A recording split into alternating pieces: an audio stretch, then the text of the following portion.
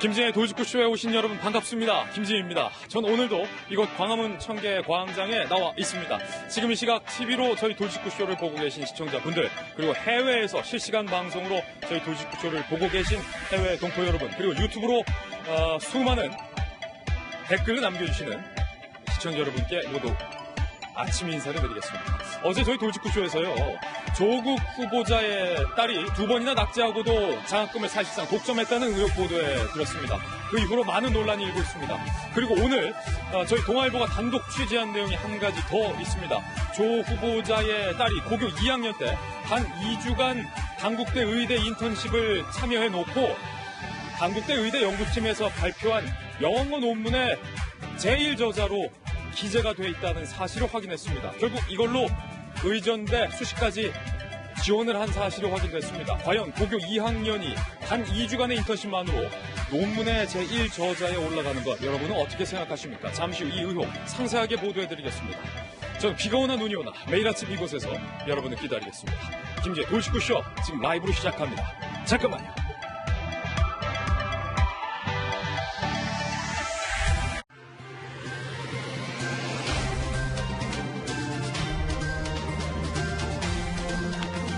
신문 읽어주는 남자입니다. 요즘 가장 뜨거운 이슈는 뭐니 해도 조국 법무부 장관 후보자의 각종 의혹들입니다. 과연 조국 후보자를 우리의 법무부 장관으로 인정할 수 있는가? 많은 시청자분들과 국민들이 아마 이 판단과 고민에 휩싸여 계실 것 같습니다. 어제 저희 돌직구쇼에서 조 후보자의 딸이 2번이나 낙제를 했는데도 이상하게 장학금을 독식했다. 그리고 그 장학금을 준 교수가 좋은 자리로 명전을 했다. 이 의혹 보도해드렸습니다. 오늘 동아일보가 더 큰 의혹을 단독 취재해서 보도하고 있습니다. 함께 보시죠. 조 후보자의 딸 고등학교 2학년 때 2주간 인턴을 했습니다. 단국대 의대에서 인턴을 했습니다. 그런데 2주간 인턴하고 병리학 관련된 의학 영어 논문에 제1저자로 등재되어 있는 사실을 저희 동아일보가 단독 취재를 해서 확인했습니다.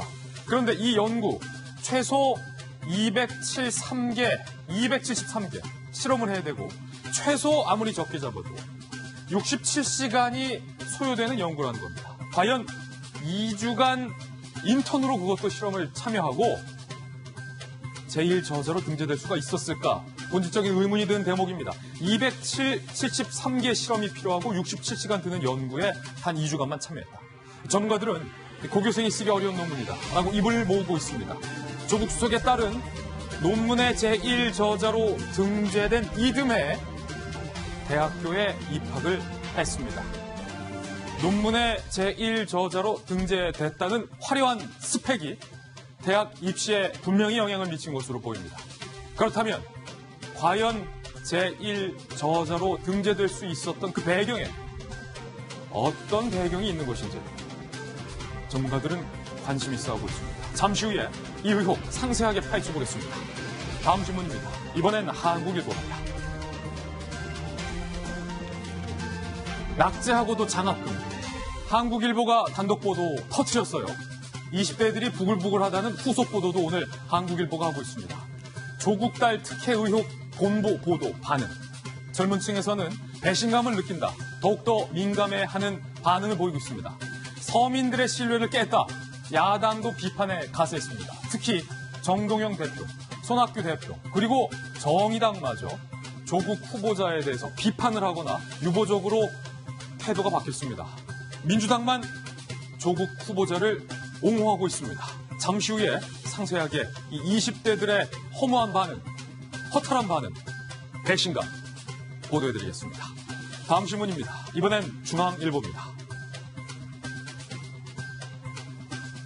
어려운 학생은 장학금을 한 번밖에 못 받았습니다. 하지만 2번 유급한 조 후보의 딸은 어찌된 연유여서인지 6번 내리 장학금을 독점했습니다. 어려운 학생은 장학금을 한 번밖에 못 받았는데 50억이 넘는 재산을 갖고 있는 조 후보자의 딸은 6번 장학금을 받았다. 뭔가 고개가 갸웃하는 대목입니다. 과연 이게 정의인가? 과연 이게 평등인가? 저희들이 만나본 20대 대학생들은 되묻고 있습니다. 성적이 어려운, 성적이 안 좋은 학생은 6번 받고 가정 형편이 어려운 학생은 1번밖에 못 받았다. 여러분은 어떻게 생각하십니까? 다음 신문입니다. 이번엔 조선일보입니다. 오늘 모든 조간신문에서 조국 후보자의 의혹에 대해서 집중 보도하고 있습니다. 한 신문만 빼고 모든 신문에서는 모두 다 의혹을 보도하고 있습니다. 조국 후보자가 서울대학교에 한 달간 복직을 했죠. 그런데 강의 한 번 안 하고 강의 계획서도 제출하지 않고 월급 845만 원은 다 받은 사실을 확인했습니다. 청와대 물러난 이후에 서울대 교수로 복직을 했고 출근도 안 했는데 월급 다 받았다니. 급기야 출근도 안 했다. 서울대학교는 국립대학교. 월급 845만 원은 결국 국민들의 세금으로 지급된 셈. 그렇다면 일하지 않는 자 먹지도 말라. 성경에는 그렇게 말씀하고 있는데 이 845만 원이 과연 적절한 것인가에 대한 논란도 강하게 일 것으로 보입니다. 과연 서울대학교 학생들은, 제자들은 어떤 반응을 보일까요? 다음 신문입니다. 이번엔 경향신문입니다. 주제를 바꿔보죠. 사회명 기사입니다. 한강 몸통 시신 사건의 피의자가 서울청에 가서 나 자수하랍니다 라고 얘기했는데 자수가 거부당했다는 거예요. 아니 세상에. 많은 거부를 우리가 그동안 봤죠. 승차 거부, 연애 거부. 그런데 자수 거부는 제가 보다 처음 봅니다. 그것도 경찰이 피의자의 자수를 거부했다. 구체적인 내용을 말하지 않자 야간 당직자가 종로소로 가시라 라고 이야기를 했다는 겁니다. 네티즌들은 얼빠진 경찰, 한심한 경찰이라며 경찰의 이 태도에 대해서 분노를 표하고 있습니다. 다음 신문입니다. 이번엔 한겨레 신문입니다. 북한이 연일 문재인 대통령과 우리 대한민국을 조롱하고 있습니다. 문재인 대통령이 어제 이렇게 말씀하셨습니다. 남한과 북한과 미국은 유리 그릇 다루듯 신중해야 한다. 북의 비난 메시지에 대해서는 문재인 대통령이 점잖게 타일렀습니다. 북한은 역지사지의 지혜를 가져야 한다라고 말을 했습니다. 문 대통령의 발언 직접 들어보시죠. 우리 모두는 지금의 이 기회를 천금같이 소중하게 여기고 반드시 살려내야 합니다. 깨지기 쉬운 유리그릇을 다루듯 조심스럽게 한 걸음씩 나아가는 신중함이 필요합니다. 문재인 대통령의 이런 말씀에도 불구하고 하지만 북한은 이번엔 박지원 의원마저 적나라하게 비난을 했습니다. 잠시 후 북한의 거세지는 비난, 북한의 말버릇 상세하게 분석해 보겠습니다. 지금까지 신문 읽어주는 남자였습니다. 네, 오늘 아침 저와 함께 등판한 등판 선수 소개하겠습니다. 저희 돌직구쇼의 전담 변호사, 검사 출신의 김광삼 변호사님 나왔습니다. 그리고 민주당의 미래, 박용진 의원, 바르다 박선생, 박정아 전 청와대 대변인 모셨습니다. 눈에 보이는 모든 것을 의심하고 분석하라. 한국이미지전략연구소의 허나 소장님과 돌직구쇼의 명품 시그니처 김병인 박사 나왔습니다. 모두 어서 오세요. 반갑습니다. 네, 오늘의 키워드 3가지도 바로 살펴보겠습니다. 첫 번째 키워드부터 함께 보실까요? 제1저자. 사실은 저도 논문을 써봤습니다만 어떤 연구 논문에 제1저자로 등재되는 것은 사실 쉬운 일은 아닙니다. 그런데 어찌된 연유에서인지 단 2주간만 인턴을 했던 여고생 2학년이 어려운 의학 영어 논문에 제1저자로 등재가 됐습니다. 알고 봤더니 조국 후보자의 딸이었습니다. 두 번째 키워드는 제빵 동업. 오늘 조국 후보자의 동생 부부가 과연 위장이혼이냐 아니냐의 논란과 관련돼서 새로운 의혹이 불거졌습니다. 이혼을 하고 한참 뒤에 이들 부부가 제빵 사업까지 동업을 한 사실이 확인된 겁니다. 과연 이를 두고 이혼이라고 할 수 있을까요? 만약에 위장이혼이 아니라면 상당히 두 사람은 쿨한 이혼 부부 사이임에 분명해 보입니다. 세 번째 키워드는 유리그릇. 북한의 맹비난에도 문재인 대통령은 유리그릇 다루듯 소중히 다뤄야 한다라고 메시지를 발표했습니다. 잠시 후 북한의 말버릇도 분석해보죠. 김재 돌직구쇼 오늘 탑뉴스로 문을 열겠습니다.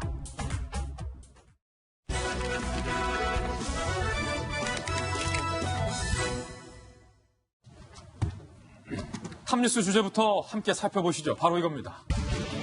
오늘 동아일보가 일면 헤드라인으로 단독 보도하고 있는 특종입니다. 조국 후보자의 딸이 고교 2학년 때 단 2주간 인턴을 하고 의학 논문의 제1저자로 등재됐다는 의혹입니다. 그리고 어제는 조국 후보자의 딸이 2번이나 납제하고 유급을 했는데 장학금을 6번이나 사실상 독점을 했다라는 의혹이 불거졌습니다. 어제 조국 후보자가 이 여러 의혹에 대해서 실체적 진실은 다르다, 이렇게 해명을 했습니다. 조 후보자의 해명부터 먼저 듣고 오늘 새로운 의혹 하나씩 보도해드리겠습니다. 국민들께서도 의혹의 눈길을 보내고 있다는 점 알고 있습니다. 그러나 실체적 진실과는 많이 다릅니다. 국회 청문회를 내일이라도 열어주신다면 즉각 출석하여 모두 하나하나 다 말씀드리겠습니다. 실체적 진실과는 거리가 멀다. 조국 후보자는 이렇게 해명을 했습니다. 하지만 구체적인 해명은 청문회에서 하겠다라고 말을 아꼈습니다. 그런데 오늘 저희 동아일보가 새로운 의혹을 제기했습니다. 함께 보시죠.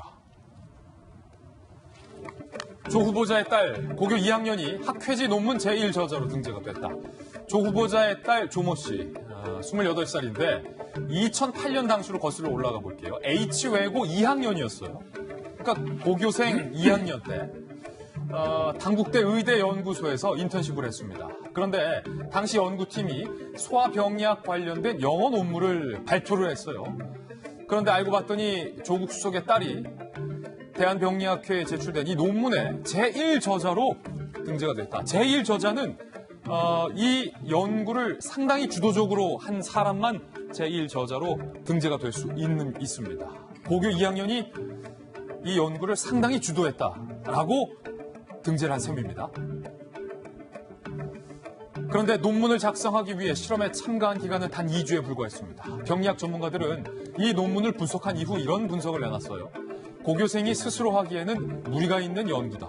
그리고 최소 273개의 실험이 필요하고 67시간이 드는 연구 과정이다. 67시간이 드는 연구 과정이다. 단 2주 만에 인턴으로는 제1저자로 등재될 수가 없다. 우리나라의 내로라는 병리학 전문가들은 이렇게 입을 모았습니다.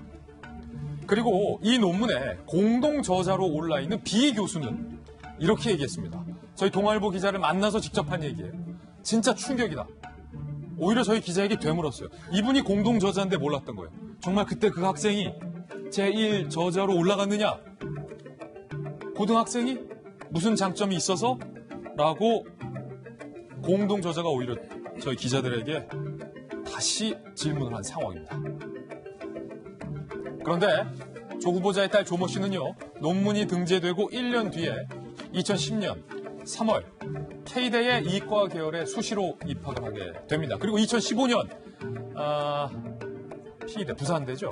의학전문대학원까지 진학을 하게 됩니다. 결국 이 논문에 등재됐다는 화려한 스펙이 일정 정도 영향을 미치는 것으로 보입니다. 오늘 제자리를 중심으로 이 레프트윙, 왼쪽에 계신 분들은 저를 포함해서 다 논문을 써보신 분들이기 때문에 일단은 논문 써보신 분들에게 이 문제에 대해서 좀 여쭤봐야 될 것 같아요. 김배민 박사님은 네. 뭐 석사 논문, 박사 논문, 연구 논문도 다 네. 많이 쓰셨으니까 제1저자가 어떤 의미입니까, 일단? 그러니까 단독 저자로 혼자서 논문을 쓰면 아무 문제가 안 됩니다. 그 사람이 다 쓴 거니까. 이 논문을 보게 되면은 여러 명이 굉장히 많은 사람들이 공동으로 논문을 쓰게 되는 경우들이 발생하는데요. 그럼 그 수많은 사람 중에 누가 주도적으로 논문을 썼는지가 중요하지 않겠습니까? 이 논문을 총괄적으로 진두지휘해서 썼다라고 우리가 볼 수 있는 사람을 제1저자라고 얘기를 하게 되고요. 이 논문에 대해서 총괄적으로 책임을 지게 되는 사람을 교신저자라고 얘기해서 마지막에 논문을 등재를 하게 됩니다. 그 중간에 들어가 있는 사람을 공동저자라고 얘기를 하게 되는데 논문을 여러 사람들이 써서 조금씩 짜집기로 조합하는 건 아니잖아요. 하지만 논문을 쓰는 과정에서는 자료도 수집을 해야 되고 이 자료를 누군가를 분석하기도 하고 여기 비교 검증을 하기 때문에 이런 데 기여했던 사람들을 공동저자로 이름을 올리기도 합니다. 그러니까 고등학교 2학년 학생이 만약 이 논문에서 제가 봤을 때는 공동저자로 올리기에도 사실은 현실 가능성이 굉장히 떨어지긴 합니다만은 아주 만약에 공저로 들어갔다라면은 이 논문을 쓰기 위한 여러 가지 자료 수집을 하거나 아니면 영어 논문이기 때문에 이 내용들을 번역하거나 분석하는 과정에서 일부 기여가 있었다면 공동 저자로 들어가는 것 정도에 대해서는 여러 논란이 될 수도 있습니다. 그러니까 이 공동 저자보다 제1 저자가 훨씬 더 제1 저자는 그냥 자기가 다 쓴 거예요, 이거를. 그러니까 이 연구를 바탕으로 이 연구가 무슨 의미를 갖고 있는지, 무슨 인과관계를 가지고 있는 건지를 자기가 다 설계하고 기획해서 논문을 쓰는 과정에 공동 저자들이 있으면 그 사람들이 기여분을 받아서 논문을 쓰는 겁니다. 그리고 쓰는 과정에서 최종적으로 교신 저자가 이 내용들이 적합한 건지 아닌 것인지 등재를 할 수 있는 것인지 등을 점검하고 체크하는 역할들, 보통 지도 교수가 이 교신 저자의 역할을 하게 되는 것이죠. 근데 지금 현재 이 상황을 보게 되면 이 논문에서의 제1 저자를 고등학교 2학년 학생이, 그것도 외고생이잖아요. 예. 외고생은 제가 알기로 외고에서 이런 뭐 임상 병리학 등에 대한 내용들을 배우지 않는 걸로 알고 있는데, 그 내용을 바탕으로 2주간 인턴에서 이런 내용을 바탕으로 논문을 작성했으면 말 그대로 천재 중에 초천재가 아닐 수 없는데, 예. 그 천재가 바로 의학전문대학원에서 2번의 유급 낙제했던 사람 또 아니겠습니까? 그러니까 이런 내용들을 우리가 과연 어떻게 받아들여야 되는 것인가? 논문에 대한 1저자로 등재가 됐기 때문에 사실은 수시 모집에서 여러 혜택을 받을 수 있지 않았을까 추정이 되는데요. 다시 한번 설명을 드리면 1저자의 의미는 우리가 논문을 굉장히 많이 씁니다. 예. 공동저자로 등재된 논문을 수백 개를 갖고 있어도 별 의미가 없어요. 제1저자나 교신저자로 돼 있는 논문을 가지고 있어야 내가 교수로 임용되거나 나의 연구 실적을 바탕으로 입증받는 데 도움이 되기 때문에 그만큼 제1저자가 가지고 있는 의미가 중대하고 크다라고 얘기를 드릴 수 있습니다. 그러면 고교 2학년 외고생이 2주간의 인턴십을 통해서 임상병리학 의학 논문을 쓰는 것은 제1저자로 쓰는 것은 거의 불가능이다라고 분석을 해주셨습니다. 제1저자로 등재된 이 논문 어떤 논문인지 저희가 좀 출력을 해봤습니다. 함께 보시죠. 저도 논문을 써봤지만 일단은 너무 어려워요. 의학 논문이고 영어 논문이에요. 이게 논문 표제입니다. 표제. 자세히 좀 한번 보실까요? 조 후보자의 딸이 제1저자, 그러니까 사실상 주도적으로 실험을 하고 논문을 썼다라는 의미의 논문인데요. 이야, 이거 뭐 어려워요. 논문 제목 뭐 해석을 하자면 gene polymorphisms, 그러니까 그 출산 전후에 어떤 그 허혈성 저산소 뇌병증에서 혈관 내피 산화질소 합성 효소 유전자의 다양성 이라는 어려운 논문의 제목이고, 여기 제1저자의 조라고 조 후보자의 딸 이름이 등재가 되어 있는 사실도 확인이 됩니다. 이 논문 내용을 보면요, 쉽게 말하면 신생아에게서 허혈성 저산소 뇌병증이 발병하는 과정에서 산화질소의 활성 여부를 검증해서 2002년에서 2004년 37명의 HIE 환아와 54명의 정상 신생아 유전자를 통해 연구를 했다라는 건데, 허나 소장님, 네. 이 논문 딱 봐도 너무 어려워 보이는데 네. 과연 고교 2학년의 외고생이 제1저자로 올릴 만큼의 연구 기여를 했을까가 지금 의문이에요.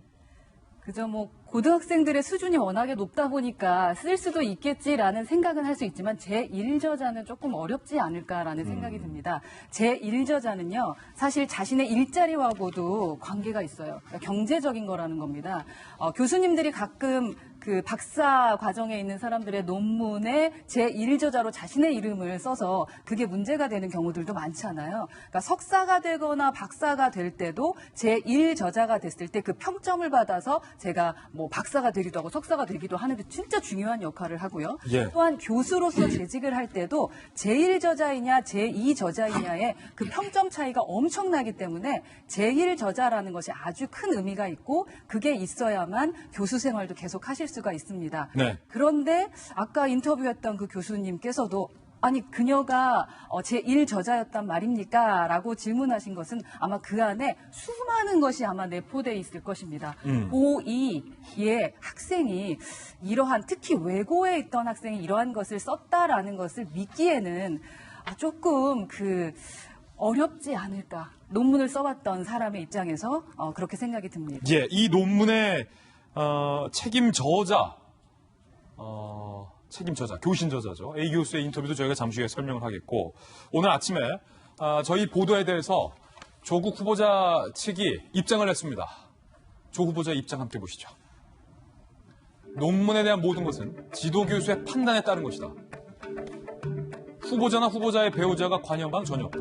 그러니까 만약에 우리 딸이 제1저자로 등재가 돼 있는 게 이상하다면 그것은 지도교수가 판단을 잘못한 것이다 라는 의미로 해석이 되는 해명을 해놨습니다. 어찌됐든 조국 후보도 그리고 조국 후보의 부인도 전혀 관여하지 않은 일이다 라고 이야기를 했습니다. 해명을 했습니다. 그래서 그 지도교수를 저희가 만나서 물어봤어요.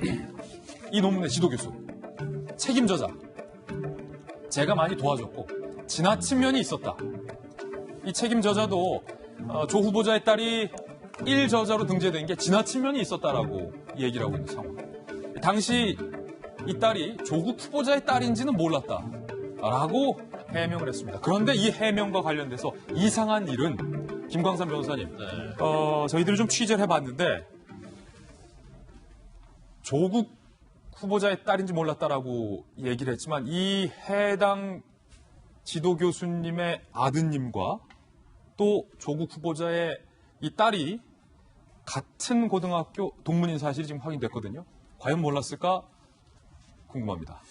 일단 아무런 관계가 없다고 한다면 왜 저렇게 무리하면서까지 논문의 일저자로 등재를 했을까? 그걸부터 따져봐야지 않겠어요? 본인도 좀 지나친 면이 있었다라고 그렇죠. 얘기하는데. 예. 그런데 제일 중요한 것 중에 하나가 그러면 조국 후보자와 전혀 인적 관계가 없었다고 한다면 좀 납득이 가지 않죠. 그러면 처음에 출발의 시점은 어떻게 해서 그럼 단국대 의과대학 부설연구소에 인턴을 가게 됐느냐. 이제 그게 제일 중요하다고 봐요. 외고생이. 네. 근데 이제 동아일보에서 이 교수하고 인터뷰한 내용을 보면 그러니까 한양외고에서 추천을 했다.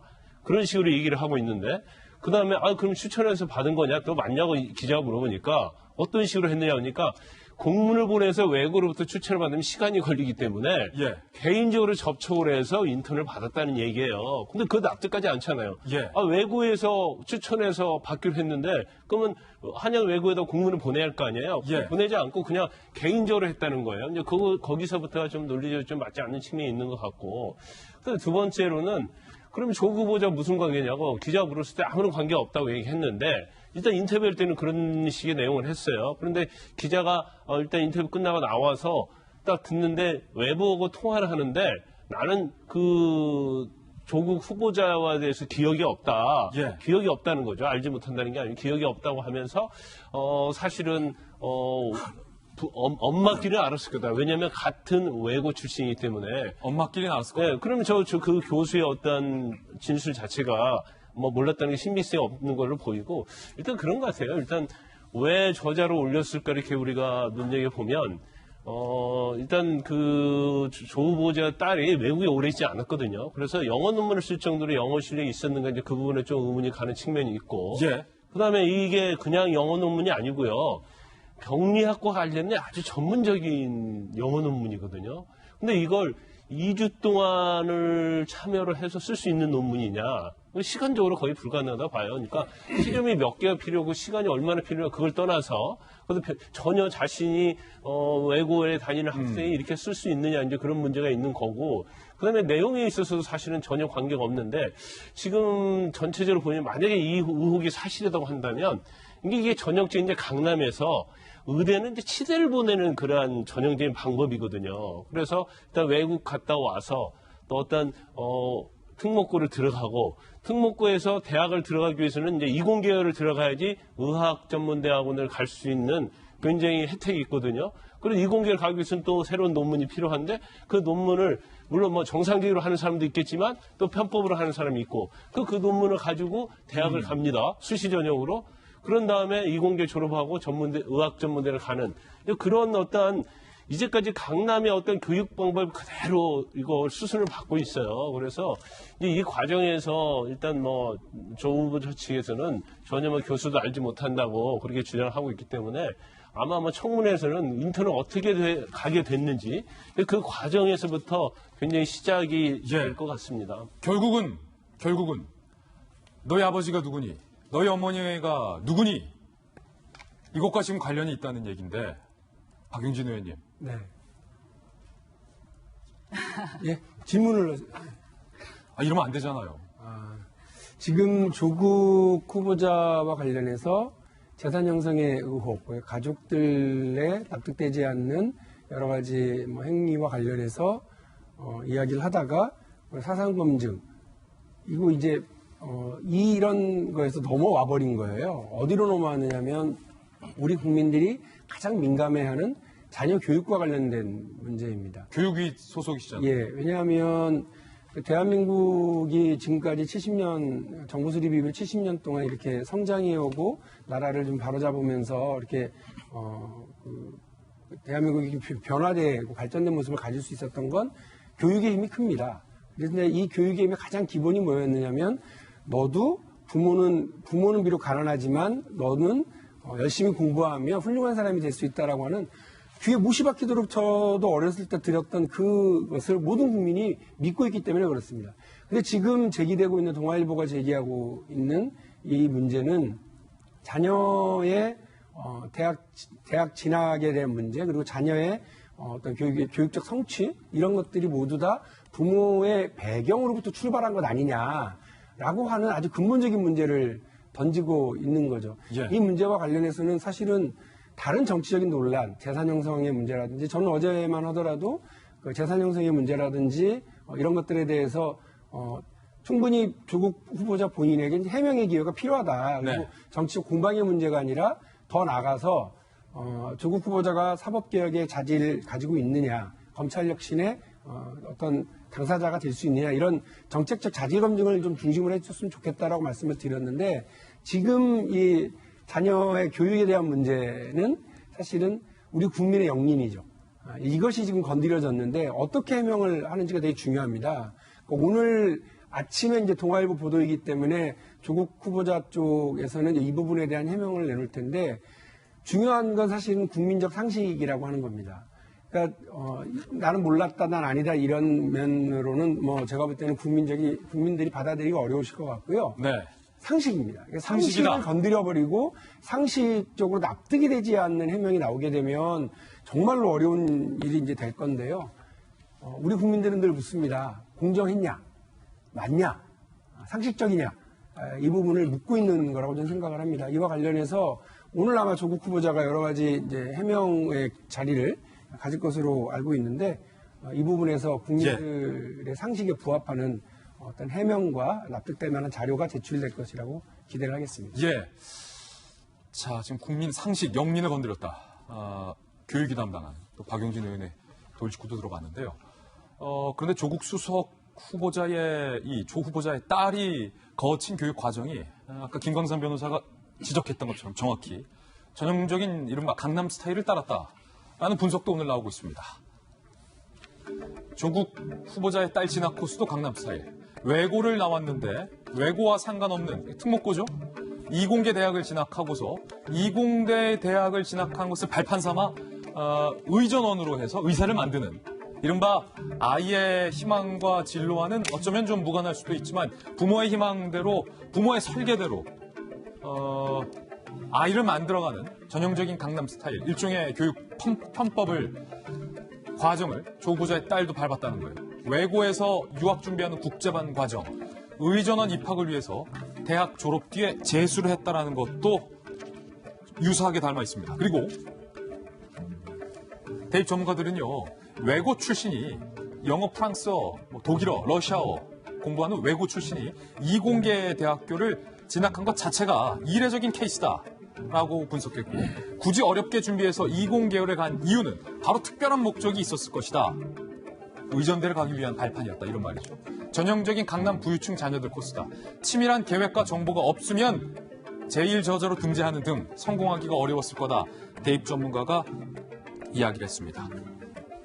그런데 그럴 수 있어요. 부모라면 그럴 수 있어요. 아이가 소중하니까. 저도 부모가 돼보니까 이해가 되더라고요. 그런데 조 후보자는 대한민국의 법무부 장관이 되겠다고 나온 자리에 있습니다. 그리고 조 후보자가 과거 이런 전형적인 편법에 대해서 강하게 질타를 해왔던 장본인입니다. 조 후보자의 과거 발언 함께 보시죠. 2011년 저서 조국 대한민국에 고한다. 조 후보자가 직접 쓴 저서예요. 이렇게 했어요. 기업형 슈퍼마켓이 골목에 들어오지 못하게 만들자. 외고가 대입 명문 학교가 아니라 원래의 취지인 외국어 특성화 학교로 돌아가도록 만들자. 2011년 대한민국의 고한다의 저서에 이 말 이렇게 쓰고서 본인의 딸은 예외였던 거예요. 그리고 2014년 저서 왜 나는 법을 공부하는가. 법학자로서, 법조인으로서 조 후보자가 이런 저서를 썼어요. 왜 나는 법을 공부하는가. 특목고, 자사고, 국제고 등은 원래 취지에 따라 운영되도록 철저히 규제해야 한다. 성적만이 공부의 전부가 아니다. 라고 강하게 얘기를 했지만 딸은 예외였어요. 박정환 대변인. 저런 얘기를 하면서 지금 많은 사람들이 그 조국 후보자에 대해서 그 전에 이 명성을 쌓아가는 발판으로 좀 해왔죠. 그래서 저런 얘기들 속 시원하게 국민들 답답해하는 특권 없는 세상 만들고자 하는 많은 서민들한테 마음을 이렇게 사면서 이렇게 왔는데 정작 본인은 그때 저런 일들이 있었다라고 하니까 허탈할 수밖에 없고요. 좀 전에 쭉 말씀 주셨던 것처럼 강남 스타일, 뭐 우리 얼마 전에 드라마 많이 봤지만 스카이캐슬 뭐 다 비슷한 얘기들인 것 같아요. 그리고 자주 섞인 말로 저같이 인정 강북 사는 사람들 그런 얘기하잖아요. 할아버지의 돈, 엄마의 정보, 아빠의 무관심 이거가 있어야 애들 전 대학 잘 간다고 하는데 여기 보면 딱 그런 것들인 것 같아요. 그러니까 전혀 우리 같은 서민들은 생각지도 못하는 것들 다 찾아서 만들어진 어떤 아이가 된 것 같은 그런 느낌이 들어서 허탈할 수밖에 없습니다. 이 14일경 아마 이 청문 요청서가 국회로 넘어간 것 같아요. 그래서 지금 20일이니까 한 4, 5일밖에 안 지났잖아요. 4일밖에 안 지났는데 이렇게 굉장히 많은 의혹들이 나오고 있는데 조국 후보자가 저는 이 건에 대해서 분명히 얘기를 해야 된다고 생각합니다. 이게 어제 얘기한 것처럼 실체적 진실과 거리가 멀다? 청문회 빨리 열어주면 내가 다 하겠다? 라고 얘기할 게 아니라 지금 거쳐가고 있는 게 청문회 날짜는 아직 안 잡혔습니다만 이 과정이 청문 과정이에요. 그 청문 과정에 그 전에 그렇게 열정적으로 했던 SNS처럼 본인이 답을 줘야 되는데 왜 답을 안 하고 이렇게 피해가고 있는지 잘 모르겠어요. 하나만 더 말씀을 드릴게요. 2018년 5월입니다. 조국 후보자가 민정수석으로 있을 당시에 민정수석실은 이런 거를 이례적으로 발표해요. 권력형 적폐 이제 대부분 마무리됐으니까 생활적폐 걷어내겠다. 생활적폐 걷어내자. 맞아, 그때 생활적폐 그런 그 8대 생활적폐를 민정수석실이 발표를 하는데 거기에 보면은 채용 비리가 첫 번째 나오고요. 두 번째가 학사비리예요. 학사비리. 두 번째가 학사비리. 조국 수석, 민정수석 재임 당시에 조국 수석이 이름을 걸고 이례적으로 청와대 대변인이나 홍보수석실이 아닌 민정수석실 이름으로 학사비리. 발표를 한 게 생활적폐를 걷어내겠다. 이 중에 중요한 것 중에 하나가 학사비리. 이 학사비리가 지금 얘기한 것처럼 유학 갔다 돌아와서 외고를 어떻게 들어갔는지, 외고를 졸업하고 나서 수시 전형으로 학교를 또 어떻게 갔는지, 논문 제일 저자는 어떻게 된 건지, 논문 제일 저자가 어떻게 그게 어떤 식으로 입학 과정에 쓰였는지, 그리고 의전 가서 장학금 어떤 식으로 받았는지 이 학사비리에 해당된다고 생각을 하면 민정수석실 지금부터라도 이거 뒷조사해야 되는 거고요. 수사해서 밝혀줘야 되는 거고 조국 후보자는 국민 앞에 떳떳하게 얘기해야지. 실체적 진실과 멀다. 청문회 열어주면 그때 얘기하겠다라고 비켜나갈 문제는 아니라고 생각합니다. 일각에서는 후보자의 문제만 건드리면 되지 왜 후보자의 가족까지 언급을 하느냐. 인권 침해다. 라고 주장을 하는 분들도 있지만 이 문제는 과연 후보자와 후보자의 배우자, 후보자의 가족이 후보자의 지위와 사회적 영향력을 혹시 뒤에서 작용한 것은 아닌가와 연결되는 문제이기 때문에 반드시 조 후보자가 이에 대한 해명을 내놔야 한다라고 저희들이 판단을 해서 오늘 보도를 해드리고 있는 겁니다. 어제 조 후보자의 딸이 의학전문대학원에서 장학금을 독점했다라는 의혹 보도해드렸습니다. 그래서 저희가 그 같은 의학전문대학원에 다니는 한 학생을 만났습니다. 동기죠? 어떻게 생각할까요? 이 장학금 문제에 대해서 직접 들어보시죠. 집안이 뭐 그러니까 그 비슷하네요. 그런 경우는 좀 저희 입장에서 많이 안 된다고 생각을 하는데 사실 저희도 힘들게 해서 대학원 다니고 학교를 다니는데 그 학생들만 그런 식으로 혜택을 받는 거는 형평성에도 어긋나고. 조국 후보자의 딸이 6번 장학금을 독식할 동안 정말 형편이 어려운 학생은 단 한 번밖에 못 받았다는 거예요. 어쩌면 저 6번의 장학금이 이렇게 형편이 어려운 학생들에게 더 분배가 됐더라면 어땠을까라는 생각이 듭니다. 피대 의전원 측은요, 7명의 제자에게 장학금을 지급한 것이다. 문제없다라고 얘기했지만 조국 딸을 제외한 나머지 6명이 가정 형편이 어려운 학생들인 사실이 확인됐습니다. 지금 조 후보자가 출근길의 모습을 드러냈는데 과연 오늘 저희가 보도하고 있는 의혹에 대해서 해명을 할까요? 뭐라고 할까요? 직접 보시죠.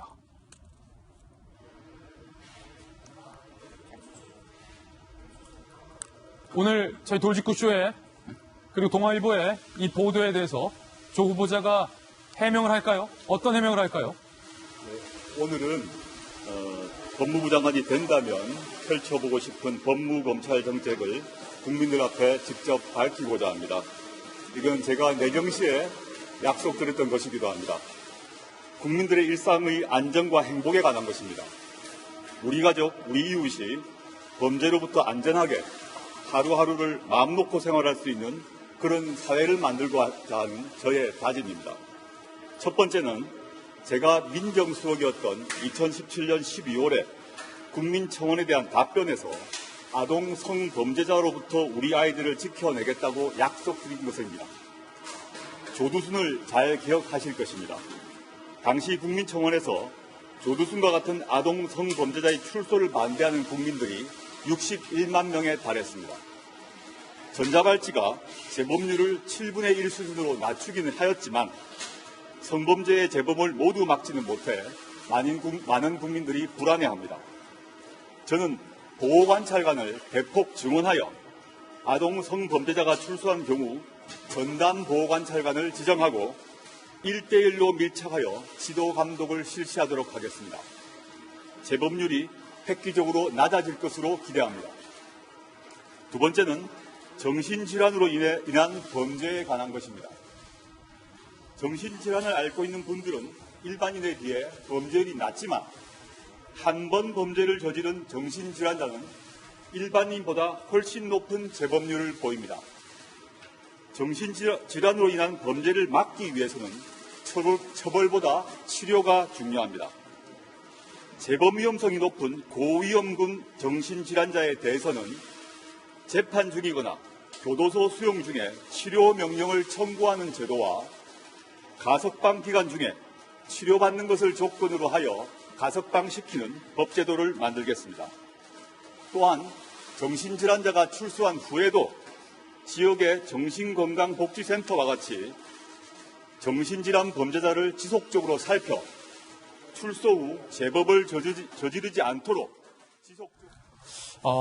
지금 저희가 의혹 제기한 이 보도에 대해서 그리고 어제 이 조 후보자의 딸의 장학금과 관련된 의혹에 대해서 지금 조 후보자가 오늘 국민의 상식에 부합하는 해명을 내놓을 것으로 저희들이 예상을 했는데 여러분께서 지금 직접 들으셨던 것처럼 좀 책방송인데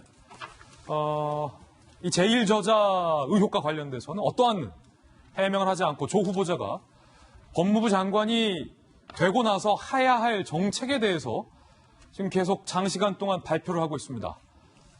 당초 국민들의 알 권리 차원에서 조 후보자의 해명이 나올 것으로 예상하고 저희가 조 후보자에게 생방송 중에 발언권을 열어둔 것인데 이에 대한 해명이 나오지 않고 오히려 법무부 장관 내정 이후에 임명 이후에 할 정책에 대한 발표만이 나오기 때문에 일단 조 후보자의 그 정책 발표는 여기까지만 좀 들어야 될 것 같습니다. 박정하 대변인. 당황스럽네요. 뭐라고 해야 되나, 이렇게, 얼마나 이렇게 두꺼우면 저렇게 할 수 있나 싶은 생각도 들고, 뻔뻔하다고 표현하기는 좀 너무 과한 것 같고, 좀 당황스러워요. 그러니까 지금 모든 국민들이 여러 가지 의혹에 대해서 좀 해소를 좀 해주고, 내가 어떤 상황이었기 때문에 이런 일들이 있었고 그럼에도 불구하고 나는 법무부 장관의 자격이 충분히 된다라고 얘기를 해야 되는 후보자가 지금 와서 느닷없이 정책에 대해서 이렇게 장시간 설명하고 있는 거는 아이고 지져라 뭐 그래도 나는 간다라는 거 아닌가 싶은 생각이 너무 뭐라고 말을 못하겠어요. 답답하네요. 박용진 의원님이 조금 전에 오늘 출근길에 분명히 조 후보자가 국민 상식에 부합하는 해명을 내놔야 한다라고 요청을 했는데 저는 지금 조국 후보자가 출근길에 아예 준비를 해왔잖아요. 그래서 그 서류 파일에서 꺼내가지고 자기가 생각하고 있는 생각들을 정리해서 지금 이야기를 하는데요. 그건 조국의 시간입니다. 그러니까 조국 후보자가 자기 생각을 밝히고, 그리고 제가 또 정책적으로 어떤 사법질서를 막 구축해 나갈 건지를 이야기하는 건 매우 필요하다, 이렇게 말씀을 드렸습니다. 다만, 이제 기자들의 시간이 곧 올 거예요. 그렇죠? 적선동 저 후보자 사무실이 있는 저 사무실 앞에 기자들이 있습니다. 그 기자들이 어떻게 질문을 하느냐가 있고요. 그 기자들의 시간에 기자들의 질문이 당연히 오늘 제기되어 있는 문제들이 질문이 될 거라고 저는 믿고 있고요. 거기에 대해서 조국 후보자가 어떻게 준비된 대답들을 할 것인지를 우리가 이제 지켜봐야 될 문제라고 생각을 합니다. 잠시 후 저희 기자들의 시간이 됐을 때 다시 한번 생방송으로 연결하겠습니다. 과연 저희 기자들의 질문, 국민들이 궁금해하는 대목, 돌직구쇼 시청자분들이 가장 듣고 싶어하는 이 의혹과 관련된 조 후보자의 해명이 과연 국민 상식에 부합하는 해명이 나올지 잠시 후에 다시 한번 생방송으로 적선동을 연결해 보겠습니다. 지금 기자들의 질문이 시작됐다는군요. 대정 시에 말씀드린 약속을 지키는 것입니다. 지금 가족들에 대해서 의혹이 불거지고 있는데 이 부분에 대한 입장 표명은 전혀 하시지 않을 생각이신가요? 그 문제에 대한 국민들의 지적과 비판 겸허히 수용합니다. 상세한 경위, 배경 등 실질적 진실은 국회 청문회에서 성실히 답하겠습니다. 공동화원 52억 원 채무 같은 경우에는 중요 사항인데 전혀 보고를 못 받으셨던 건가요? 그 점에 대해서 제가 이미 저희 대변인 통해서 말씀드린 바 있는 것 같고요. 상세한 내용은 국회 청문회에 답드리겠습니다. 첫 번째 정책을 안전으로 정하신 이유가 있나요? 보통 시민의 입장에서 가장 중요한 것은 안전이라 생각합니다. 그 안전을 가장 먼저 잡았습니다. 네. 쇼핑 처벌법 외에 다른 내용이 별로 없는 것 같은데 혹시 선언적 의견?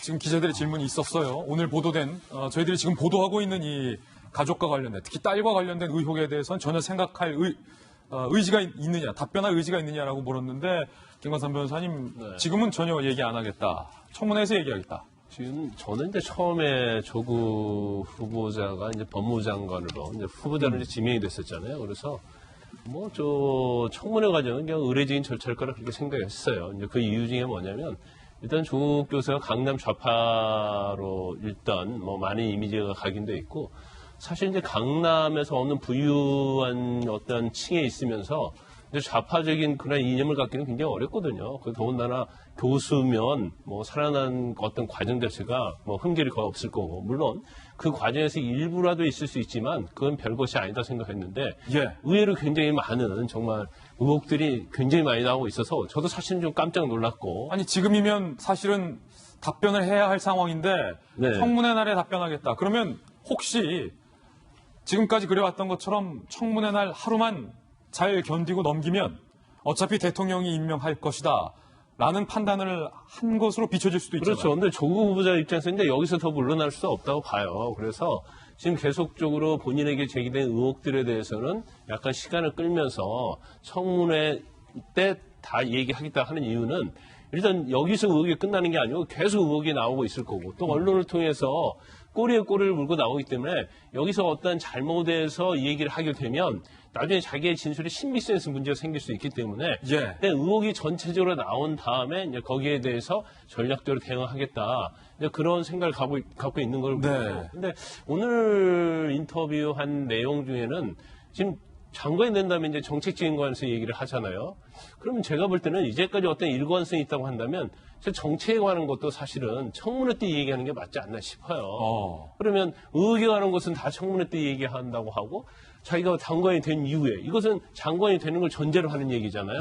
그러면 결국 나는 청문회를 통과할 것이고 그 이후에 정책이 더 중요하다. 그런 이미지를 줄 수 있기 때문에 저분은 좀 약간 일관성이 좀 없지 않나 싶습니다. 하지만 조국 후보자 입장에서는 전략적으로 또 본인이 일단 법무장관이 되는 것이 굉장히 중요하기 때문에 계속적으로 의혹적인 거에 대해서는 미루면서 아마 청문회 때는 사실 하루 이틀 굉장히 짧잖아요.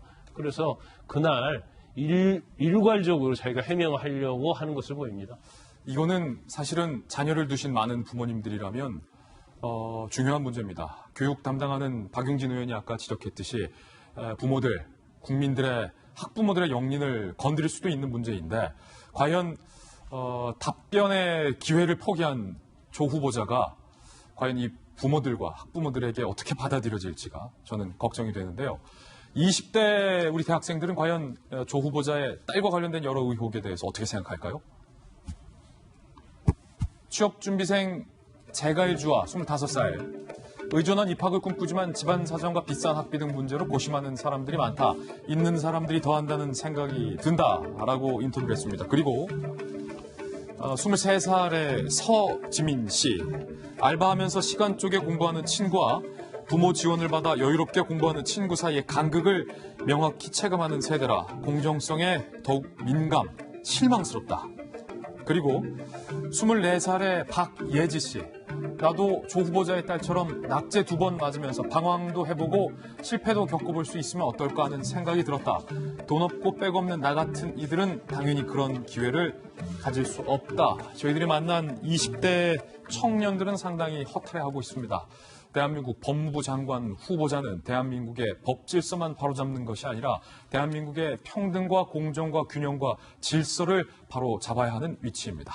저희들이 준비한 두 번째 이슈를 공개하겠습니다. 역시 조국 후보자와 관련된 의혹입니다. 이번엔 딸과 관련된 의혹이 아니라 조 후보자의 부부와 조 후보자 동생 부부와 관련된 여러 가지 의혹입니다. 그런데 이 동생 부부와 관련된 의혹에 대해서 짚어보기 전에 먼저 조 후보자 본인에 대한 사실 한 가지를 짚고 넘어가야 할 것 같습니다. 아시다시피 청와대 민정수석에서 물러난 후 조국 전 민정수석, 조국 후보자는 많은 반대에도 불구하고 서울대 교수 자리에 복직을 했습니다. 그런데 출근도 한 번 안 하고 강의도 한 번 안 하고 월급 845만 원을 받은 사실이 확인이 돼서 이 또한 논란이 되고 있습니다. 서울대학교는 국립대학교, 당연히 조국 후보자에게 지급된 돈은 국립대학교 예산이기 때문에 국민의 세금과도 밀접히 관련이 되어 있습니다. 지난 8월 1일 조국 법무부 장관 후보로 강력하게 거론되던 중에 서울대 법학전문대학원 교수로 복직을 했어요. 한 달이었어요, 단 한 달. 한 달간 서울대에 복직을 해서 논란이 많았죠. 2학기 강의 개설 안 했죠. 당연히 법무부 장관으로 나와야 되니까. 방학 기간에 출근도 안 했던 사실이 확인됐어요. 그런데 지난 17일 서울대학교 측이 조국 후보자에게 한 달치 월급 845만 원을 지급을 한 겁니다. 김弁박사님, 네. 차라리 법무부 장관으로 나올 것이 예측됐기 때문에 840만 원 비싼 돈이고 받으면 좋겠지만 그거 안 받고 그냥 차분하게 청문회 준비를 했으면 어땠을까라는 아쉬움이 좀 드네요. 돈에 대한 문제만은 아니겠죠. 사실은 휴직하고 다시 또 여기에 대해서 복직을 하게 되고, 그러니까 본인은 민정수석으로 있는 동안 서울대에 들어가지 않는 상황이면서 또 법무부 장관으로 바로 옮겨가기 때문에 결과적으로 이 모든 것들이 학교에 있는 학생들과 동료 교수들에게 피해를 준다라는 목소리로 조국 후보자가 차라리 교수직을 사직하는 것이 오히려 온당치 않냐라는 목소리가 굉장히 높았습니다. 그럼에도 불구하고 본인이 과거에 했던 얘기와는 정반대로 과거에 자신이 했던 얘기는 선출직에 해당되는 것이고 임명직 같은 경우는 전혀 문제가 없다고 얘기를 하잖아요. 근데 만약에 조국 후보자가 이렇게 자리를 지키고 있지 않았더라면 어떤 일들이 발생했을까라는 생각을 좀 해봤으면 좋겠습니다. 그러니까 교수라는 자리는 단순하게 학생들에게 강의만을 하는 곳은 아니거든요. 충분하게 앞서 얘기했던 것처럼 논문을 통한 연구도 해야 되고 추가적으로 방학 같은 기간에도 학생들에 대한 지도 활동들을 하게 되는 게 교수 본연의 업무입니다. 한 달 동안 이러한 일들을 전혀 하지 않은 채로 800만 원이 넘는 돈은 봉급은 그대로 가져가게 되고 나머지 일에 대해서도 제대로 된 일을 하지 않은 상태 속에서 결국 본인에 대한 법무부 장관 후보자 역할만 하게 되는 건데 이러한 모든 일들이 과연 과거에 본인이 했던 얘기들과 정반대의 모습을 보이고 있는 터라 국민들의 상실감이 점점 더 커지는 건 아닌가 생각이 듭니다. 예, 이 845만 원도 논란이 될 것으로 보여요. 출근도 안 하고 일도 안 했으면 과연 지급되는 것이 온당한가, 공정한가 분명히 좀 되물어야 될 것 같고 조국 후보자 부부와 이 동생 부부와의 이 석연치 않은 관계와 의혹들에 대해서도 아직 속 시원한 해답이 나오지 않고 있는 상황입니다. 어제 조 후보자의 전 재수 씨죠. 왜냐하면 조 후보자의 동생과 동생의 부인이 분명히 이혼을 한 사이다라고 밝혔기 때문에 전 재수 씨가 호소문을 냈습니다. 우리는 분명히 이혼한 사이가 맞다라는 겁니다. 그런데 이 전 재수의 호소에도 불구하고 과연 이게 위장 이혼이 아니냐라는 의혹들이 계속해서 오늘 불거지고 있습니다. 먼저 조국 후보자의 전 재수 씨가 이렇게 얘기했어요. 남편이 사업한다면서 가져간 돈이 1억 원이 넘는다. 돈도 안 되는 사업한다며 밖으로 돌기만 해서 결국에는 금전적인 문제 때문에 우리 합의 이혼했다. 위장 이혼한 사이가 아니고 우리 완전히 갈라섰다. 완전히 이별했다. 라고 호소문을 했어요. 그런데 이혼 4년 뒤 함께 제빵 사업을 한 사실이 확인됐습니다. 조국 후보자의 동생이 2013년 6억 원에 매입을 했어요. 제빵 사업을 설립했어요. 금전 문제 때문에 이혼했다면서 6억 원으로 제빵 사업을 매입했는데 최대 주주가 알고 봤더니 이혼을 했다는, 이미 4년 전에 이혼했다는, 돈 문제 때문에 갈 길 갈라섰다는 전 부인이 최대 주주로 돼 있었다는 거예요. 100% 주식을 소유하고 있다.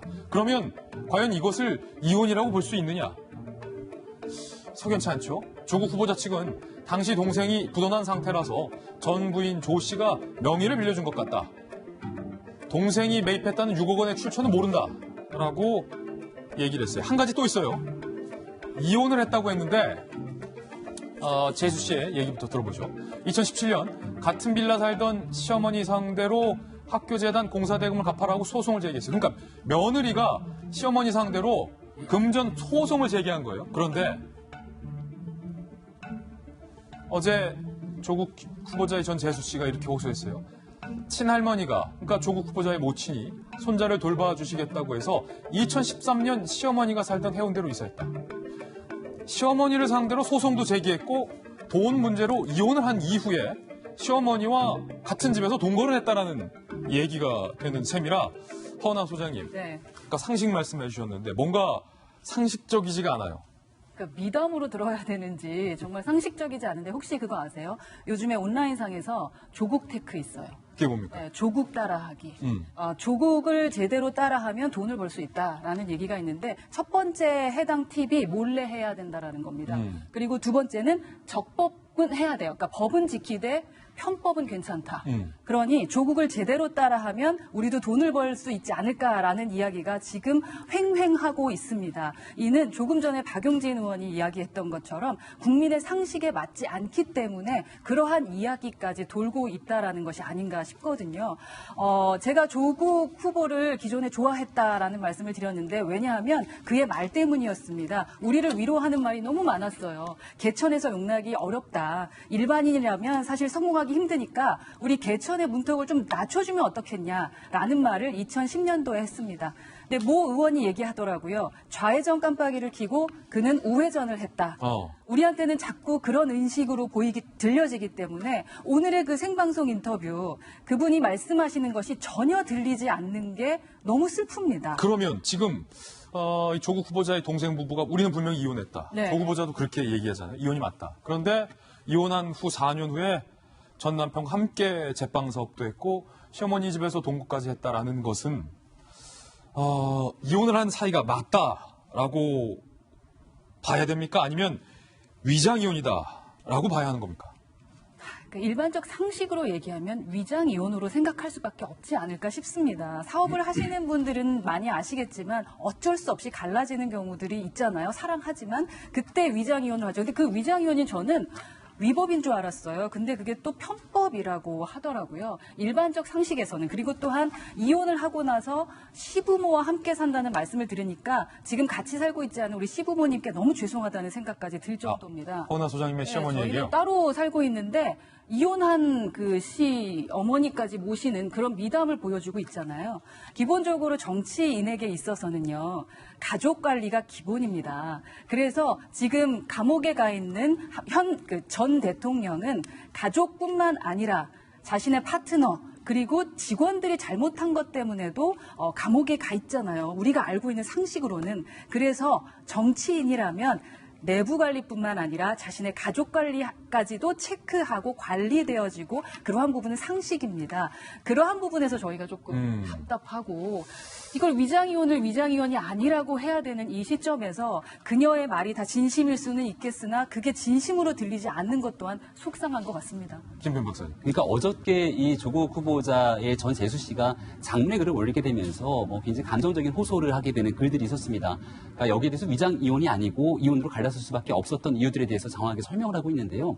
대한민국에 있는 수많은 위장 이혼을 했던 사람들이 어제 조국 후보자의 전 재수 씨가 했던 글들을 바탕으로 이야기를 하게 되면 대한민국의 대한민국의 위장 이혼이라고 주장할 수 있는 경우는 단 한 차례도 없지 않을까라는 생각을 저는 지울 수가 없었습니다. 대한민국의 법무부 장관입니다. 앞으로 되겠다고 하는 사람이고요. 그리고 여기에 대해서 굉장히 중요한 것은 단순하게 동생에 대한 가정사위 문제뿐만이 아니라 그 핵심 요소에 조국 후보자가 연결이 돼 있기 때문이에요. 이혼을 했다라고 하는 전 재수 씨가 있는데 사실은 친형제 간에도 우리 김진 기자는 혼자죠. 네. 그러니까 저는 우리 친형 위로 형이 한 명이 있는데 제가 조국 후보자보다 재산이 굉장히 작은 재산을 갖고 있습니다만은 친형한테 몇백만 원을 주는 것도 사실 쉽지가 않아요. 쉽지 않죠. 예, 거기 더 나가서 몇천만 원을 주는 것도 쉽지가 않습니다. 더 어렵죠. 근데 이미 동생과 남남이 되어버린 전 재수 씨에게 2억 7천만 원이라고 하는 내 아파트 전세금을 빼서 이것을 빌라를 사게 되는데 전 재수 씨 이름이 명의로 빌라를 사게 되는데 줘버리는 거예요. 그러니까 이게 상식적으로 대한민국의 타협적 통념상 가능한가라고 봤을 때 이런 내용들이 한 번, 두 번 일어나는 것이 아니라 조국 후보자의 금전적 거래 관계 속에서 항상 이혼했다라고 하는 전 재수 씨가 등장을 하게 되는 겁니다. 그러다 보니 이미 사돈의 8촌에 대한 가족사를 파괴되는 것이 아니라 이것이 위장 이혼을 통해서 웅동학원이라고 하는 이 금전적 문제. 금전적인 문제에 대해서 혜택을 받으려고 하는 것이 아니냐. 혹은 아파트에 대해서 위장 매매를 통해서 뭔가에 본인이 있게 되는 재산상의 문제를 숨겨놓으려고 하는 것은 아닌가에 대한 조국 후보자 가족에 대한 전체적인 문제로 제기되는 것이기 때문에요. 여기에 대해서 명쾌한 해명을 그동안 SNS 통해서 해왔던 조국 후보자의 모습처럼 모든 국민들께 소상하게 사건에 대한 진실을 좀 밝혔으면 좋겠다는 생각입니다. 정치권이 심상치 않습니다. 범여권으로 분류되고 있는 민주평화당의 정동영 대표가 조국 후보자 안 된다라고 선언을 했습니다. 그리고 정의당마저 심상치 않습니다. 직접 들어보시죠. 국민들의 상식과 도덕적 잣대라는 기준에서 실망감을 주고 있습니다. 진보의 도덕적 몰락 그림자가 어른거립니다. 정의당의 데스노트는 정의당 것이 아닙니다. 국민의 것입니다. 철저한 검증을 통해서 국민의 상식과 눈높이에 따라 결정이 될 것입니다. 네, 저희들이 준비한 세 번째 이슈가 있었는데 앞서 이제 키워드로서도 북한이 계속해서 듣도 보도 못한 욕을 해대고 있다.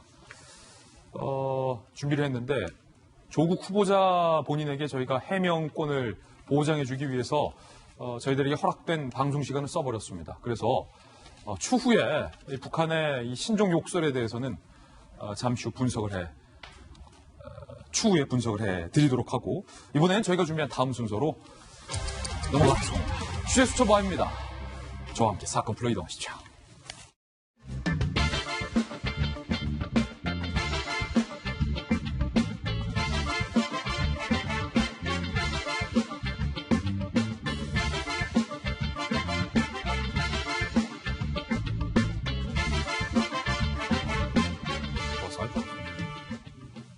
취재수첩 Y입니다. 오늘은 순천향대 경찰행정학과의 오윤성 교수님 모셨습니다. 오 교수님 어서 오세요. 네, 안녕하세요. 네, 그리고 김광선 변호사님도 함께 하겠습니다. 두 분과 함께 풀어볼 첫 번째 취재수첩 사건입니다. 어느 날 은행에 갔는데 내 통장에 고스란히 보관돼 있었던 4억 원이 온데간데 없어졌다면 어떤 기분이 들겠습니까? 여러분의 통장에 4억 원이 갑자기 사라졌다. 이 사건의 정말 함께 보시죠. 믿고 맡겼는데 하루아침에 사라진 4억 2천만 원. 지난 2017년 12월 A씨가 주거래 은행이었던 남광주 농협 모 지점을 찾았습니다. 학원 확장을 위한 동업자의 투자금을 고스란히 보관해놨던 농협 통장이 있었겠죠. 만기 적금 4억 2천만 원이. 그런데 갑자기 ATM기에서 조회를 해봤는데 온데간데 없이 사라진 거예요. 빵빵 빵원. 어떻게 됐을까요? 범인은 바로 이혼 소송을 앞두고 있는 아내의 소행이었습니다. 그런데 이 아내가 마침 남광주 농협은행에서 근무를 하고 있었던 은행원이었던 거예요. 아내는 같은 해 10월 남편 A씨의 적금 4억 2천만 원이 만기되자 자신 명의의 계좌 1억 2천만 원으로 옮겨놓고 남편 명의의 적금 계좌 3억 원마저 이체를 합니다.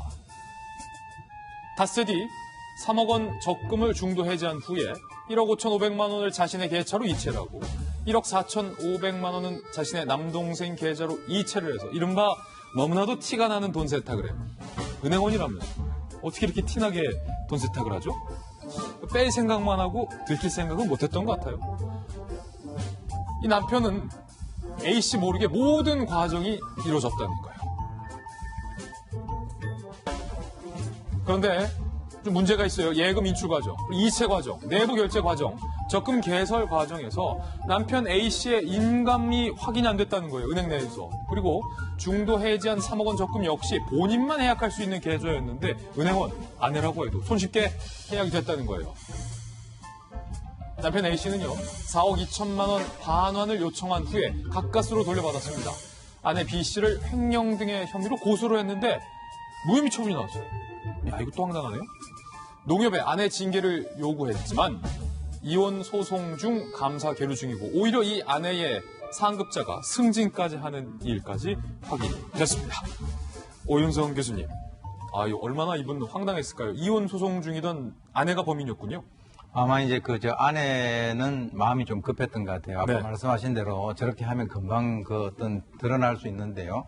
지금 이제 과거에는 뭐 저런 일들이 좀 있었던 것 같아요. 이제 금융실명법이 강화되고 난 이후는 뭐 지금은 좀 없을 거다라고 저희들이 이제 추측을 할 수 있습니다만 적어도 2017년 12월 달에 발생된 사건 아니겠습니까? 네. 그래서 이제 거액을 인출을 할 때 적어도 이제 사인이라든가 본인의 동의라든가 인감을 확인하고 하는 것은 기본 중에 기본입니다. 이거는 이제 일반인들은 뭐 전혀 저렇게 할 수가 없는 건데 그동안에 이제 관행적으로 이 금융권에서는 적어도 금융권에 근무를 하고 있는 배우자가 있다라고 하면은 저러한 것들이 일종의 어떤 그 관행으로서 통상적 금융 거래로 이제 인정이 되어 왔다라고 하는 그런 상황이 되겠죠.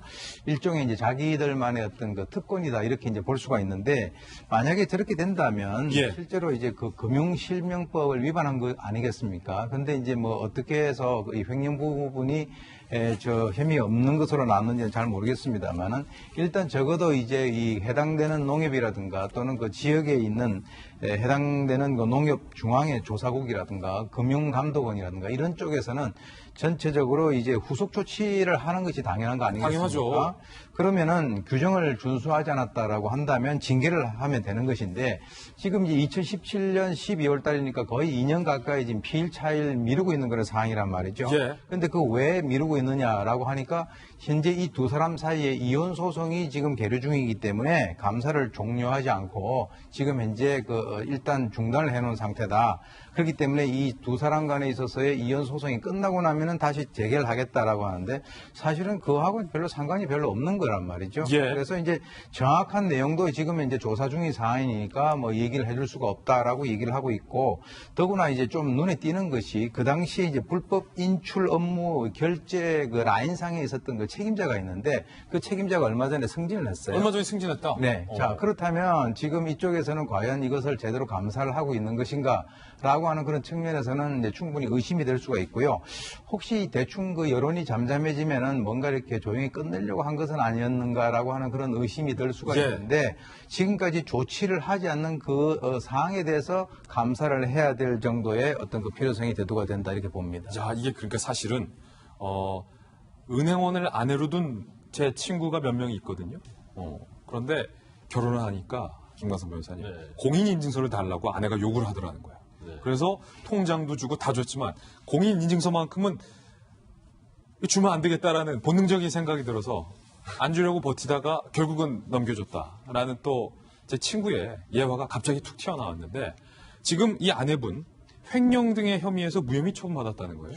일단 뭐 사이가 좋을 때는 별 문제가 없어요. 그리고 뭐 남편 입장에서 보면 뭐 그래도 아내가 금융기관에 있으니까 재테크에 있어는 나보다 낫겠지 해서 모든 걸 다 유임하는 경우가 있죠. 대출 이자도 좀 혜택도 받고. 그렇죠. 그래서 뭐 이자가 높은 걸로 갈아타고 뭐 단기에서 장기로 가고 적금도 들고 이제 그렇게 할 수는 있는데 지금 근데 사실은 지금 이혼 소송 중이잖아요.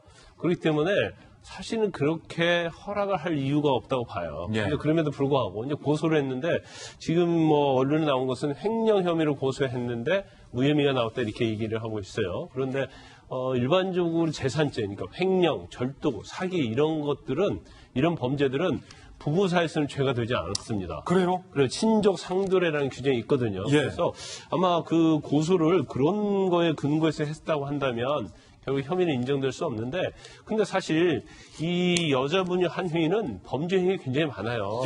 물론 이제 횡령이나 사기가 남편 관계에서는 안 된다 하더라도 아직 법률적인 정리는 안 됐죠. 그러니까 실제로 법률적인 부부입니다. 그렇지만 적금을 해지한다랄지 아니면 입출금을 하려면 문서를 쓰게 돼 있잖아요. 출입금과 관련된 증을 쓰게 돼 있는데 그것은 사문서 위조예요. 사문서 위조. 그리고 위조 사문서 행사가 될 수 있고 그다음에 사실 본인이 없는데도 불구하고 본인이 그처럼 했기 때문에 이건 금융 실명제와 관련된 범죄단 말이에요. 근데 여러 가지 범죄 행위가 연관되어 있음에도 불구하고 왜 무혐의 처분이 됐는지 그건 좀 이해가 가지 않는 측면이 있고 예.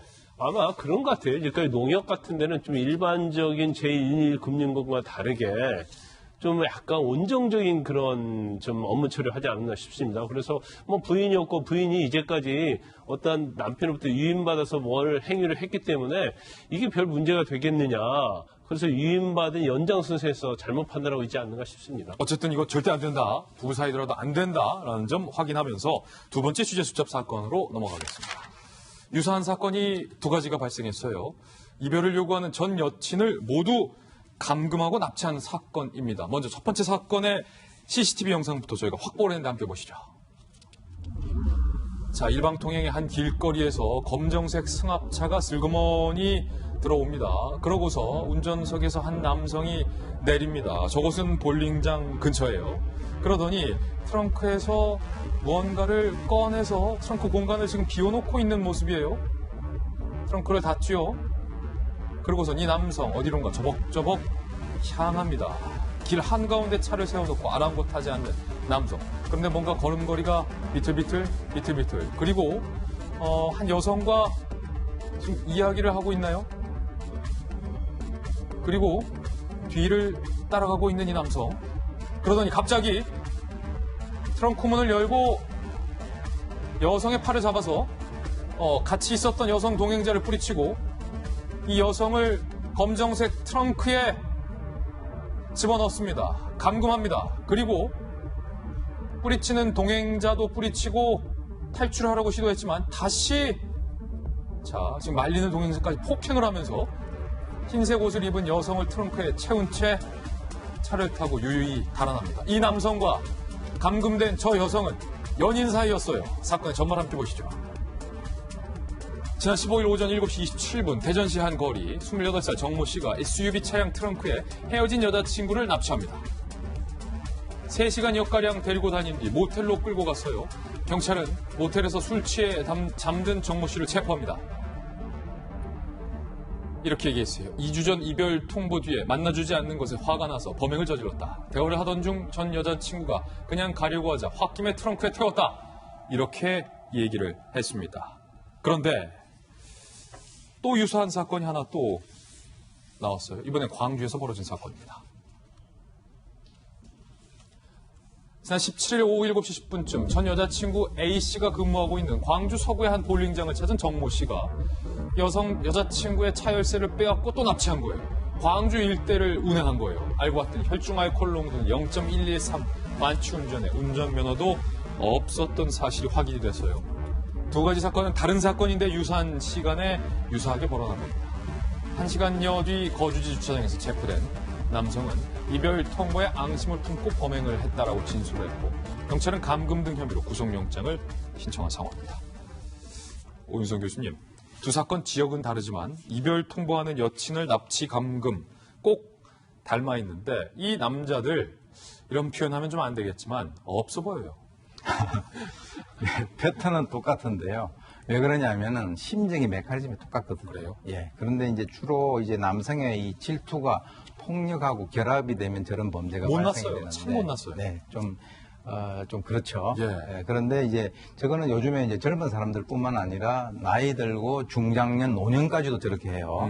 그런데 이제 사실 이 데이트 폭력 또 데이트 범죄라고 하는 것은 나중에 아주 최악의 경우는 살해까지 갈 수 있는 그런 상황인데 핵심은 이제 상대를 조정 통제를 하는 거죠.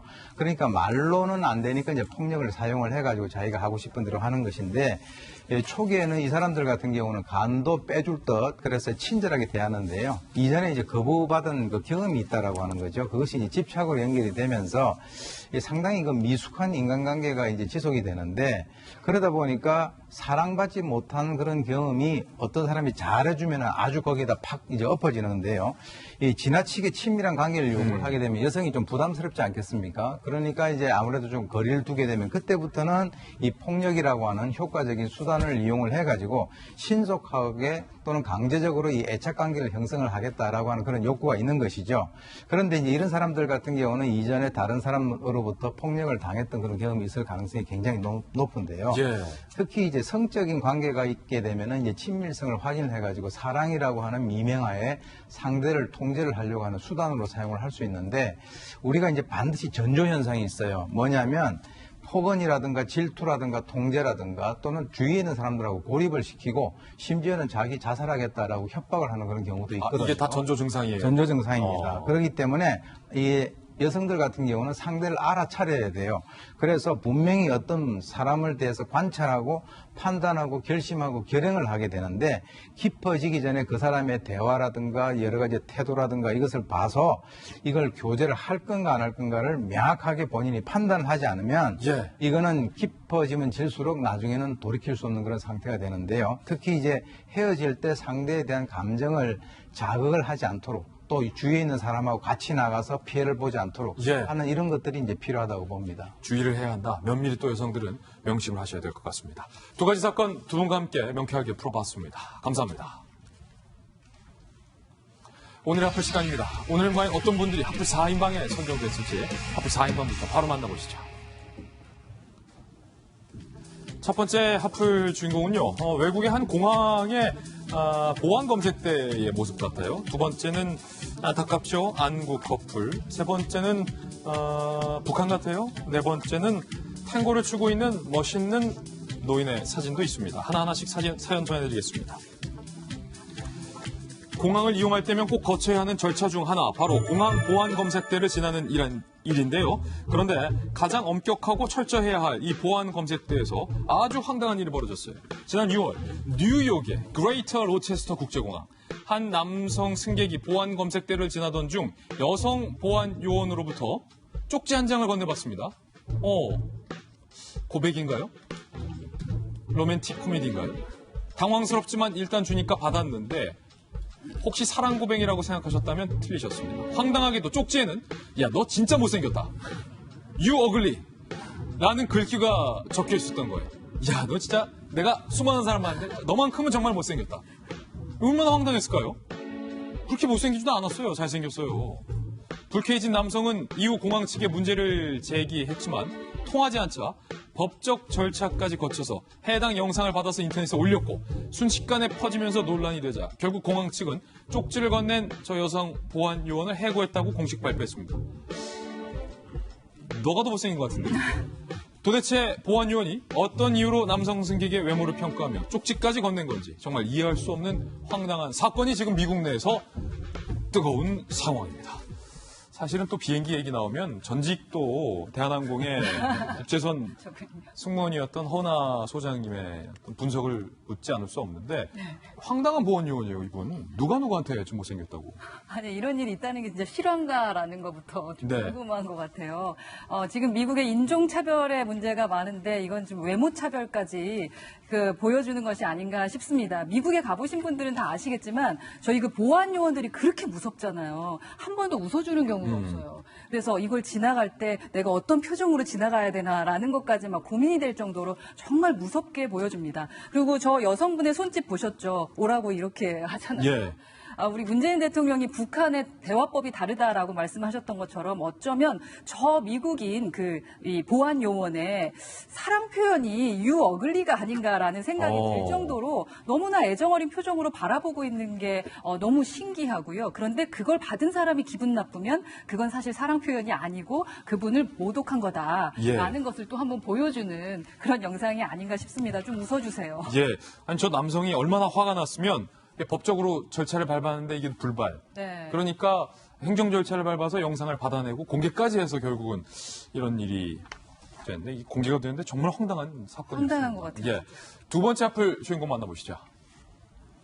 연예계의 대표 비주얼 부부이자 남다른 애정을 뽐냈던 안구 커플이 결혼 3년 만에 충격적인 파경 위기 소식을 전한 가운데 가정을 지키고 싶다는 구혜선 씨와 서로 협의해 이혼하기로 결정했다는 안재현 씨 측의 입장 대립이 진실 공방으로까지 오늘 번지고 있습니다. 특히 이들 갈등의 결정적 계기가 된 것으로 알려진 이른바 뒷담화 논란에 두 사람의 소속사 대표인 문모 씨까지 거론되며 여러 루머가 확산되고 있는 상황. 결국 소속사 측은 어제 허위사실 유포 등에 대해서 엄중하게 법적 조치하겠다며 누구보다 두 사람의 이별을 원하지 않는 입장이었다라고 밝혔습니다. 이혼을 원하는 쪽과 가정을 지키려는 쪽, 팬들의 안타까움도 더해지고 있는데요. 불과 한 달 전 구혜선이 출간 기념 인터뷰에서 안재현을 언급하며 그는 저를 아주 잠깐 사랑했던 것 같다. 요즘에는 나만 그를 사랑하는 것 같다. 요즘 내가 너무 그를 사랑하는 것 같다. 라고 했던 발언도 회자가 되고 있습니다. 양측의 입장차가 있는 만큼 이들의 파경은 조금 더 두고 봐야 할 것 같습니다. 어제 박용진 의원이 또 이 부부가 헤어질 때, 연인이 헤어질 때 취해야 할 자세에 대해서 정말로 명쾌한 또 명언을 남겨주셨어요. 제가 남긴 명언은 사실 그게 아니고 결혼 생활이라고 하는 게 이렇게 낭만적이고 판타지하지가 않다. 더 잘 나간다 왜 그래? 저만 그런가 해서 혹시나 싶어서 우리 박정화 대변인에게도 그렇죠라고 확인을 했어요. 그러니까 잘 나가시다가 모두가 다 이렇게 결혼이라고 하는 것은 사랑해서 하죠. 그러나 그 결혼 생활을 유지하고 하는 것이 다 뭐 판타지하고 사랑스럽게만 진행되지는 않습니다. 그렇기 때문에 가정을 지키는 것은 여러 가지 서로에 대한 배려, 인내, 서로에 대한 사랑을 넘어서는 존경과 존중이 되게 중요한 거라고 보거든요. 그렇기 때문에 만일에 헤어지게 된다고 그런다면 그 사랑과 가정을 유지해 왔었던 서로에 대한 배려와 존중이라고 하는 것이 계속 유지된 채로 할 수 있도록 하는 것이 노력이 되게 필요합니다. 그냥 일반의 경우에도 그런데 하물며 우리 특히나 이렇게 그 유명한 분들, 뭐 정치인도 그렇고요. 또 유명한 이런 분들의 경우에는 좀 뭐라고 그럴까요? 헤어질 때 많은 자신들이 축복해주고 기대했었던 분들에 대한 어떤 기대를 깨지 않기 위한 노력도 해주셔야 되거든요. 그건 최대한 절제된 속에서 좀 해야 되는데 저 두 분의 가정을 둘러싼 갈등 이런 것이 다 그냥 노출이 되고 또 서로에 대한 비난과 서로에 대한 몰리해가 이렇게 고스란히 드러나는 거 별로 이렇게 탐탁하지 않다. 그리고 그런 걸 되게 우리 국민들에 대한 팬들에 대한 지지해줬던 분들에 대한 예의에 맞지 않다라고 말씀을 드리면서요. 그래서 어제도 말씀드렸습니다만 약간 방송 나와서 인꼬 부부처럼 막 우리는 너무 행복해요라고 하면 잘 안 믿기는 건 저만은 아닌 거죠. 유독 안 믿으시더라고요. 그죠, 박정화 대변인님? 바르다 박 선생님 좀 끌려 들어가지 마세요. 두 번째 앞을 소식인데 박용진 의원 말씀하시는 것처럼 좀 두 사람이 아름답게 좀 갈등이 잘 봉합이 되기를 바라봅니다. 세 번째 앞을 소식 바로 만나보시죠. 북한이 주요 외화벌이 수단인 외국인 관광 상품을 잇따라 내놓으면서 특히 유럽인을 겨냥한 관광을 홍보해서 눈길을 끌고 있습니다. 북한 국가관광총국이 운영하는 웹사이트 조선관광은 어제 조선국제여행사에서는 여러 나라의 여행사들과 협력하여 전세기에 의한 백두산, 칠보산 지구관광을 진행하려고 한다라고 소개했는데 이와 함께 중국, 영국, 네덜란드, 스웨덴, 체코 여행사의 연락처와 주소를 안내한 겁니다.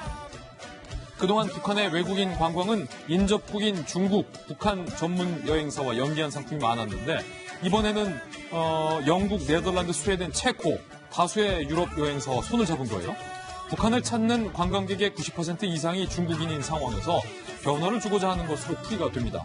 해당 관광 상품은 오는 9월 진행되는 것인데 조선의 명산인 백두산과 칠보산 등 평양과 지방의 주요 관광지를 방문하고 대집단 체조, 인민의 나라를 관람하는 일정이라고 하는데 관광은 제재 대상이 아닌 만큼 북한이 관광산업 활성화로 뭔가 돌파구를 찾으려는 것으로 풀이가 되고 있습니다. 탱고를 너무나도 사랑하는 99세 아일랜드인 할아버지가 화제입니다. 연세가 99세예요. 아르헨티나의 수도 부에노스아이레스에서는 매년 8월 세계 탱고 대회가 열리고 있는데요.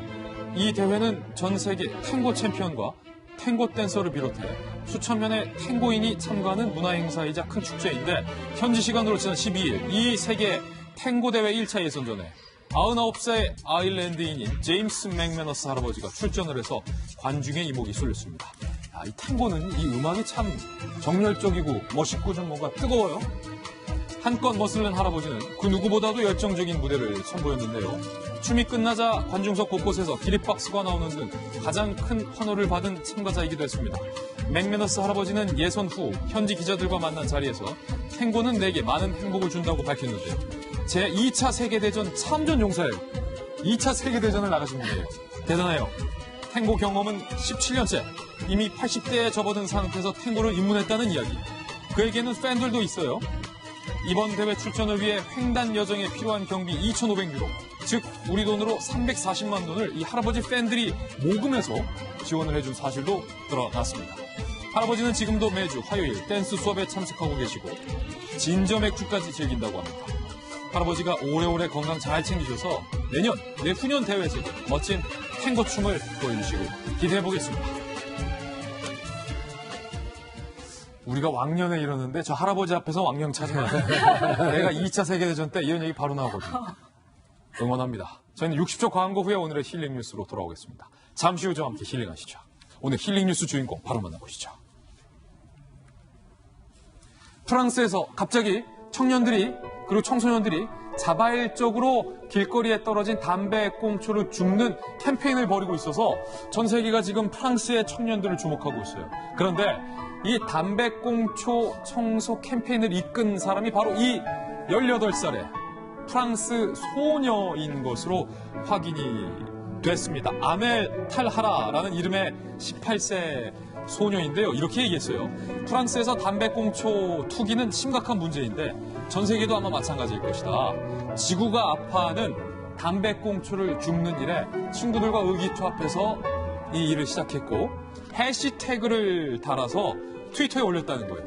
그런데 이 사진이 SNS를 타고 화제에 올랐고 같은 류의 사진들이 올라오면서 여기저기서 캠페인으로 지금 번지고 있어서 프랑스의 특히 파리를 중심으로 Fill the bottle, 빈 병을 채워라 라는 해시태그와 이 사진들이 지금 유행을 하고 있다고 합니다. 이런 좋은 캠페인, 특히 18세 소녀가 시작했다니까 더욱 의미가 있죠. 우리나라에서도 좀 같이 확장이 됐으면 좋을 것 같아요. 이 페트병 가득 채운 저 버려진 담배꽁초 사진이 많아질수록 우리 지구, 더 나아가 우리 아들, 딸들이 살아갈 지구가 더 깨끗해지지 않을까라는 생각이 들어서 동참해보자는 의미로 한번 소개를 해봤습니다. 오늘 저희들이 준비한 소식 모두 다 전해드렸습니다. 저희는 내일 아침 9시 15분에 더욱더 풍성한 소식 들고 여러분께 인사드리겠습니다. 오늘 하루는 분명 어제보다 나을 겁니다. 좋은 하루 되십시오. 고맙습니다.